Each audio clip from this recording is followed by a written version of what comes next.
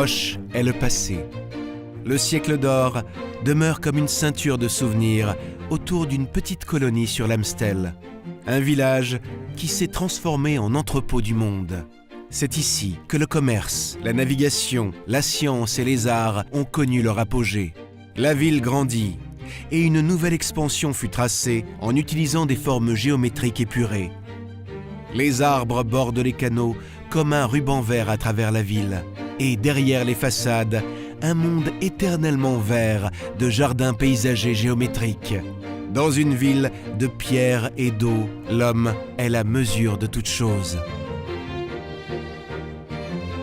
Depuis la ville, l'eau s'étend à perte de vue. De l'eau qui devait devenir terre ferme. Une région qui devrait répondre aux besoins alimentaires croissants de la capitale florissante. Les ailes tournèrent et le Bemster fut asséché. Un nouveau paysage fut tracé. Des terrains vacants pour les fermes, les demeures de plaisance et les jardins d'agrément. Un système hydraulique encore unique de nos jours. Dans l'arrière-pays verdoyant de la capitale, l'homme est la mesure de toute chose. Dans un large cercle autour de la capitale se trouve un monument imposant construit autour de l'eau.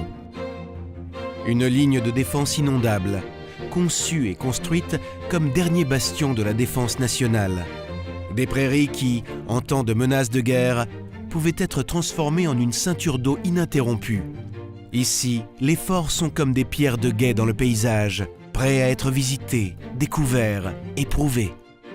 Des endroits particuliers, encore très actifs de nos jours. Voici un paysage vide, plein de calme, d'espace et de nature. La ligne trace comme un cercle vert de souvenirs autour de la capitale. Entre les forts, les digues et les écluses, l'homme est la mesure de toute chose. Vert est le Bemster, verte est la ligne. Verte est aussi la ville où tout a commencé. Un passé visible, un passé tout proche. 3 monuments du patrimoine mondial de l'UNESCO à portée de vélo l'un de l'autre.